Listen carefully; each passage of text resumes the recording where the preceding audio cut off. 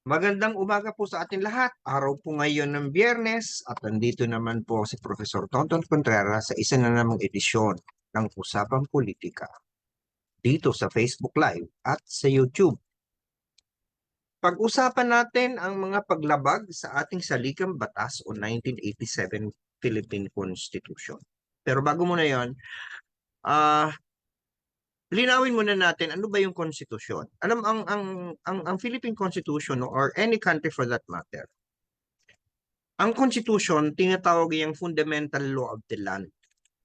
Yan ang pinaka-pangunahing dokumento na naglalahad ng ano yung batas na paiiralin sa bansa. Lahat ng mga batas ay nanggagaling sa saligang batas. Ang otoridad ng pamahalaan ay nanggagaling sa konstitusyon o saligang batas. Yan ang nag-define ng boundaries ng karapatan ng mamamayan at ng hangganan ng kapangyarihan ng Estado o ng pamahalaan. Nakasaad dyan sino ang masasabi nating Filipino citizen, ano mga karapatan ng mga mamamayan, ano ang struktura ng pamahalaan, ano yung mga polisiya, ano yung mga fundamental principles and policies ng gobyerno. At dyan kukunin ngayon ng Kongreso ang mga batas. Meron tayong hierarkiya ng batas o pagkakasunod-sunod at mataas ang konstitusyon. Dahil dito, Congress could not legislate any law that will violate the Constitution. The President and any agency of government could not do any action that can violate the Constitution. Local government units, national government agencies, kasama na dyan. Yan ang nagsasabi ano ang pwedeng gawin ng gobyerno at ano mang hindi pwedeng gawin ng gobyerno. So pagdating sa Kongreso, dahil ang trabaho niya ay mag-legislate, hindi siya pwedeng mag-make ng law na taliwas sa saligang batas. Pwedeng questionin yan. Ngayon, sino nag-i-interpret ngayon ng mga bata ng konstitusyon? Kunyari, may problema sa isang bata. Ah, sino ngayon ang magsasabi na hindi yan alinsunod sa konstitusyon? Walang iba kundi ang Korte Suprema. At ang desisyon ng Korte Suprema ipinal. Pwede mo siyang mag-move for reconsideration, pero once nagkaroon ng final decision, it is final and it is not appealable. Ano maaaring sabihin nyo, ay bakit? Perfecto ba ang mga member ng Supreme Court? Hindi, hindi nga. Pero talagang ganun ang nakasulat sa ating saligang batas. Sila ang merong final say sa lahat ng issue ng constitutionality at legality ng lahat ng batas na pinapalabas ng Kongreso o ini-issue ng mga executive branch, yung kanilang mga administrative order, mga executive, mga memorandum circular, at constitutionality mga yan ay ang saligang batas, na ayon sa saligang batas, ang nag-interpret niyan ay ang Supreme Court. At ang Supreme Court ay pwede naman silang i-hold accountable sa pamamagitan ng impeachment process. Ganon din ang presidente, pwede na siyang i-impeach. Ganon din ang mga pinuno at kasapi ng mga constitutional commissions. Very basic yan sa ating sistema. Mahalaga ang papel na ginagampanan ng siligang batas kapag yan ang pinakamataas na batas. Ngayon, ang nakalulungkot dito, may mga sitwasyon kung saan nalilimutan ang ating mga tao sa gobyerno ang saligang batas. Recently, maugong na pinag-usapan ang mga aligasyon at akusasyon ni Senator Aquilino Pimentel III, na minority floor leader ng Senado, at ni Ed Selagman, ni Representative Ed Selagman ng Albay na kasama sa minorya na sa House of Representatives tungkol sa di umano ay unconstitutional infirmities ng 2024 budget. Na sa totoo lang, hindi kauna-unahang nangyari na in the past. Ngayon, sasabihin nyo, ginawa na pala in the past, ba't hindi sinita? Ganito kasi ang lilinawin ko din. May presumption po tayo lagi ng ay ibig sabihin ng pinipresume natin na lahat ng ginagawa ng Kongreso, ginagawa ng gobyerno, regular. Parang katulad din yan pagdating sa tao, yung ginagawa mo, you're presumed innocent until proven guilty. Ganon din ang kahawig niyan pagdating sa government agencies. Presumption of regularity. Until you question that in court, then the presumption stays. Kaya pagdating sa mga nasasakdal, hanggat hindi ka napatunayan nagkasala sa korte, ang presumption sa iyo, inosente ka. Ganon din pagdating sa gobyerno. Lahat ng aksyon nito, maging ito man ay batas sa pinalabas ng Kongreso, ordinansang ipinasa ng mga local legislative councils, or mga aksyon na ginawa ng presidente o ng vice-presidente o ng mga miyembro ng kabinete o ng mga ahensya ng gobyerno, yan assume, pinipresume niya na regular.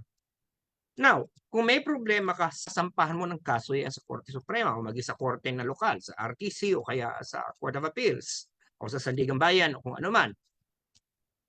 Kung walang nagsampa ng kaso, ang presumption will stay. So ngayon, ang nangyari, kahit na merong infirmity ang mga past budgets, at pag-uusapan natin mamaya yan, dahil walang pumunta, walang tumakbo sa Korte Suprema, hindi siya nasintensyahan, inassume siya na regular. But not this time. Sabagat ayon kay Aquilino Pimentel III, balak niyang magsampa ng reklamo sa Korte Suprema na ang ating budget ay unconstitutional. Maring tumaas ang kilay nyo. At talaga si Coco Pimentel maingay. Maraming mga sinasabi. Mema. Alam mo, maraming pagkakataon na nag-disagree ko kay Coco. Pero, in fact, sa puntong ito may punto siya. At sasabihin ko sa inyo kung bakit. Kasi in the past, di ba si Coco, nireklamo na rin yung constitutionality ng mga Maharlika Investment Fund. Sapagkat mayroon doong porsyon na ayon sa kanya, pinalitan yung teksto at ng hindi yon ang ipinasa. Hindi yun ang nakasulat sa draft ng bicameral report. Big sabihin niyan, pinakialaman samantalang nakalagay sa saligang batas na hindi na pwedeng pakialaman kapag naaprubahan na. Ay lumalabas ngayon na talagang clerical error yon. Sabagat kung babalikan natin yung proceedings, yung transcript ng proceedings, ay hindi naman yun ang intensyon ang nagkamali doon, yung clerk hindi na edit ng maigi. Pag ganun, walang malicious intent. It's a human error. So I would say na hindi yun willful violation of the Constitution. So kinorek lang yung sa totoo lang ay na-reflect naman. Lahat naman kasi ng proceedings ng Senado at ng House, lahat yan may minutes. So yung tawag dyan ay minutes of the meeting, the records of the proceedings. O babalikan nyo, titingnan nyo, ano ba, papakinggan nyo, ano bang nakatape. At ito naman talagang pinag-usapan. Nagkamali lang talaga yung naglagay. That's human error. So, even if technically it violated the Constitution na kapag medyo pinal na yung batas, hindi mo na pwedeng palitan o edit, nagkataon na mas magkakamali tayo kung yung pagkakamali ng isang tao, yun ang mamanatili sa batas. So, on that note, I disagreed with Coco Pimentel. But in this time, I fully agree with him. Why? Ang nangyari po kasi ngayon sa Kongreso, may budget na pinropose ang ating Pangulo. Hindi ko na babanggitin kung anong amount. Sa bilyon o trilyon. Yun ang kanyang pinropose. Yung tinatawag nating General Appropriations Act. Sapagat yan po ang nasa kasaligang batas. Ang ating budget ay imumungkahi ng executive branch. Ang ginawa po ng House at ng Senate, pinag-usapan dyan, inaproba, nagkaroon ng bicameral conference, tinaasan pa nila yung pinupose ng Pangulo. Dinagdagan nila yung mga unprogrammed funds. Okay? Ito ay ginawa, hindi nito ang kauna-unang ang ginawa na ito last year. Pero ngayon, inulit. Sa totoo lang, kung titingnan natin ng maigi ang provision sa konstitusyon at mamaya isi-share ko sa inyo. Klaro, na ito'y paglabag. Okay, nang tayo ay nagkakaalaman na, sige isi-share ko yung screen ko para tayo ay maging malinaw.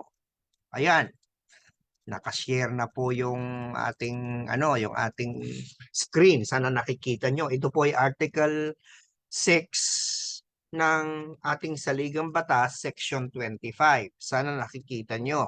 Dito meron po ditong nakalagay sa Section 25 number 1, the Congress may not increase the appropriations recommended by the President for the operation of the government as specified in the budget. The form, content, and manner of preparation of the budget shall be prescribed by law. Klaro. Now, kung sa Tagalog, hindi maaari na taasan yung appropriations na rin-recommend ng Presidente. Pwede siyang kaltasan, pwedeng ipanatili, pwedeng mag-realign sa loob, pero hindi pwedeng dagdagan. Ang ginawa po ng Kongreso, dinagdagan nila. At inulit, dinagdagan nila noong 2023, inulit na naman ngayon 2024. At ito hindi binito ng Presidente. Kasi hindi naman ng Congress ang huling may say dito Pagdating sa budget, pwedeng ibahito ng Presidente ito. Although sa technically, pwede rin siyang i-override ng Presidente na paliwanag ng Congress. Now, may nagsasabi kasi na, teka, may not yan Ibig sabihin yan, may. Dapat sana nilagay should not increase. Now, ito nga ang problema kasi sa ating saligang batas. Ako technically, I also know it. Masyadong wordy ang ating saligang batas, masyadong mahaba kumpara mo sa ibang mga konstitusyon. At maraming mga words na vague and confusing. Siguro sinadya ng mga gumawa para may paraan na malusutan. Ngayon, sa mga itong vagueness, kasi may not increase. Ang sabi ng iba, therefore pwede rin increase kasi may lang naman. Pero tingnan mo yung espiritu ng budget. Ang espiritu ng budget, lilimitahan ang kapangyarihan ng gobyerno. Di ba? Every constitution is a limit on governmental power. Therefore, so in the spirit of a budget, pag nagbigay na ng pera ng proposal ang presidente, yung may not is already a directive na hindi nyo pwedeng taasan yan. Pwede, kasi hindi pwede. Hindi pwedeng taasan. Kasi iba yun sa hindi dapat taasan. Yung hindi pwede, may not yun. Pero yun nga. But at the end of the day, tama yung ginawa ni Senator Senator Pimentel na plano niya na dalhin ito sa Korte Suprema sapagkat kahit tayo magdebate dito hanggang maging blue ang ating mga mukha, ang Korte Suprema may final say dito. Sila magsasabi tama ba na yung may not ay pwede nilang i-increase. Pero ako kasi naniniwala na hindi. Otherwise, kung yan ay pwede mag-increase sila, bakit pa nilagay yan dyan? Di sana hindi na lang nila nilagay. Di ba? Ang tanong, kung gustong pwede palang taasan ng Kongreso kung ano yung budget na pinupos ng Presidente, ba't lalagay mo pa niyang may not na yan? Hindi ba? In the spirit of a budget. Hindi ba? Di sana hindi na nagsabi kung pwede naman palang pwede naman palang suwayin tong statement na to dahil may lang naman nakalagay. Bakit pa inilagay yan dyan?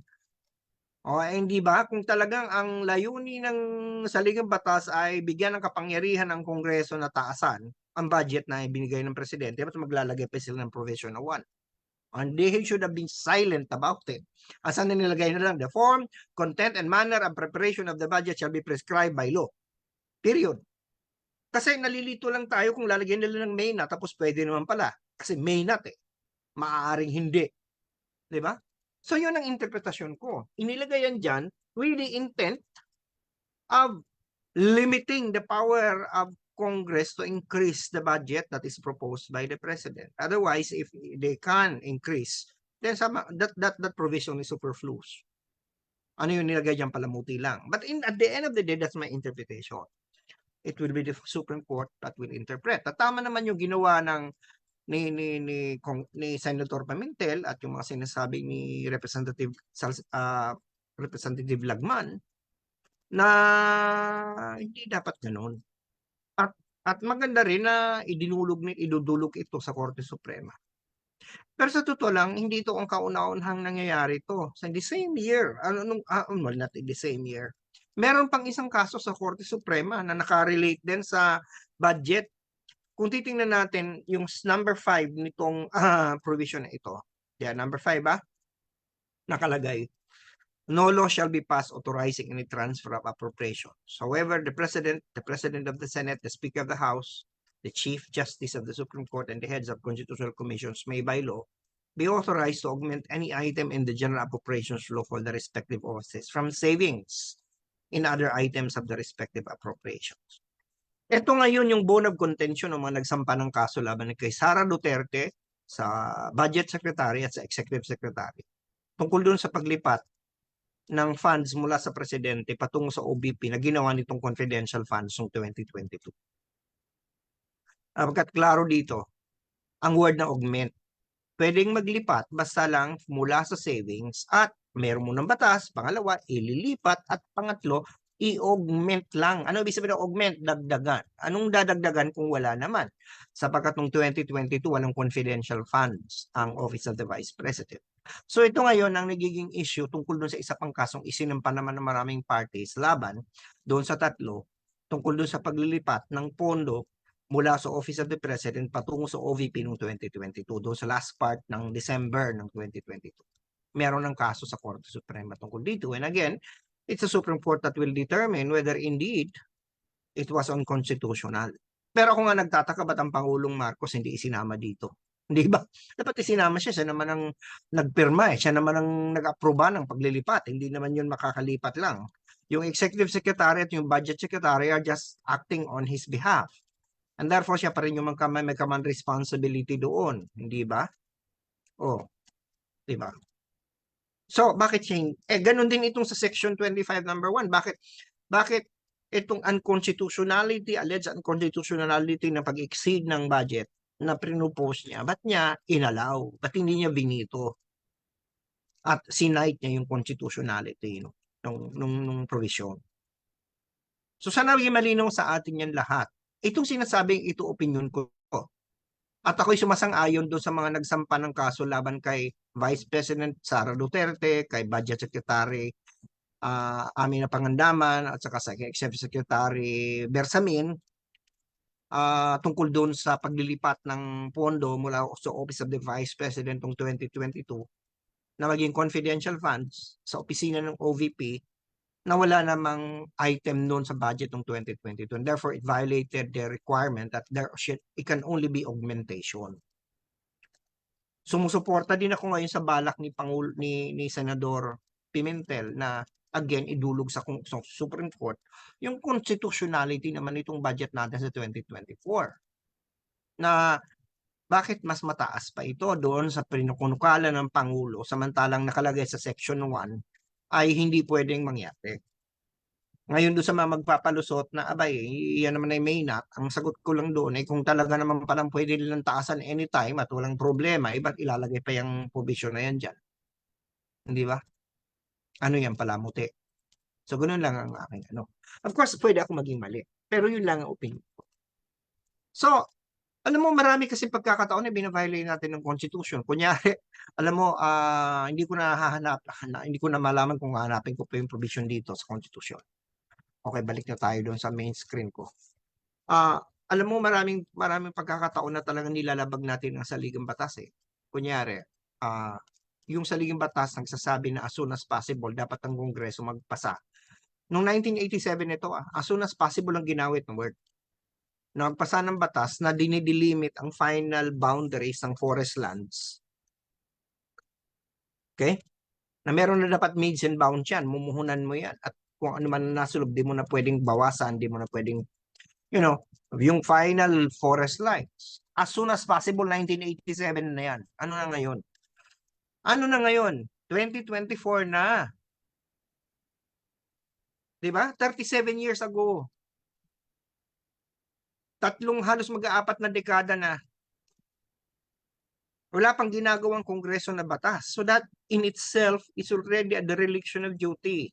Unfortunately, the members of Congress are not impeachable officials. We can only punish them by not electing them. Buong kongreso yan. But of course, we have a recourse. We can file a petition like mandamus. We can ask the court to order Congress to make a law. Ginagawa namin yan. Ino-orderan ng kongreso. Gawin nyo yan. Kahit co-equal branch sila, mandamos order sa particular agency on what to do, and this is particularly a responsibility that has been constitutionally defined. Alam mo kasi may mga provisions sa Constitution na nakalagay as provided by law, yung mga ganyan, mga yan, hindi yan self-executing. Ibig sabihin, kailangan niya ng enabling law. Katulad yung dynasty provision. Kahit yan nilalabag ngayon, kasi kailangan ng enabling law. Wala pa tayong anti-dynasty law. Isa pa yan, di ba? 1987, ipisa na ang pinasang saligang batas. Sinabi doon na kailangan ay magkaroon ng enabling law para magkaroon ng ipagbawal ng mga political dynasties. O hanggang ngayon, wala pa. Pero ito kasi walang as soon as possible. Yung mga pagdidelinate ng forest lines, hindi na yung nakalagay doon as soon as possible, 1987, walang ginagawa ang Kongreso tungkol dito. Pangalawa, klaro naman sa ating saligang batas na hinihiwalay ang relihiyon sa gobyerno. Na hindi pwede magkaroon ng pabor ang gobyerno sa isang uri ng relihiyon. Ito yung tinatawag nating principle of separation of church and state, di ba? Kung saan ang gobyerno, ang pamahalaan, pinipigilan na magkaroon ng discrimination, pabor o laban sa isang relihiyon. Okay? Anong ginagawa natin sa ngayon sa mga government agencies? Controversial lang sasabihin ko. Nagsisimula ang mga programa ng dasal na hindi dapat. Hindi dahil sa hindi tayo Kristiyanong bansa, kundi dahil sa salabag ito sa saligang batas sapagkat alam natin na maraming mga taong hindi naman Kristiyano. Okay? Nagkakaroon tayo ng mga sa loob ng gobyerno, mga government facilities and premises, may mga worship areas. Maging chapel man ito o kaya ay prayer room, hindi dapat daw ganun. Kasi paglabag na yon sa saligang batas. Pero hinalaw natin. At kapag sabihin natin tayo pa ang titingnan, kainaman naman. Hindi man tayo pinagbabawalan na magsamba ng sarili nating Diyos o hindi man tayo pinipigilan na huwag nagkaroon ng reliyon. Ang problema lang, ang saligang batas nagsasabi na gawin natin yun sa ibang lugar, sa private spaces. Hindi pwedeng sa loob ng government facilities. Yung ating mga mambabatas, nagsasabi, ayaw nila ng divorce, ayaw nila ng same-sex marriages.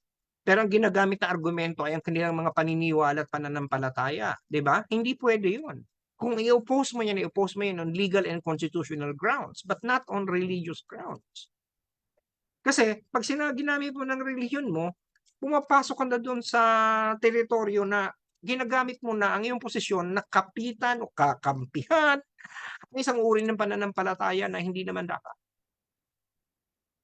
Nalilimutan niya ng marami. So hindi na bago to. Nakasanayan na natin, namihasa tayo na ang saligang batas parang tinitingnan lang natin para isang papel. Kapag marami problema ang ating saligang batas, kaya nga ako I am for amending it, changing, improving the language, making it clearer, avoiding redundancy and conflicting provisions. But while it is there, we cannot have any choice but to uphold it. Because after all, we are a government of laws. And the Constitution is the highest law of the land. O sige po. Sana po nakapagturo ko sa yung kaisipan, na-plus ko yung mga puso at nakapagpabago ko ng mga panahon sa buhay, lalong-lalo na sa usapang politikal. Sabi sa akin ng Lasal, teach mind, touch heart, and transform lives.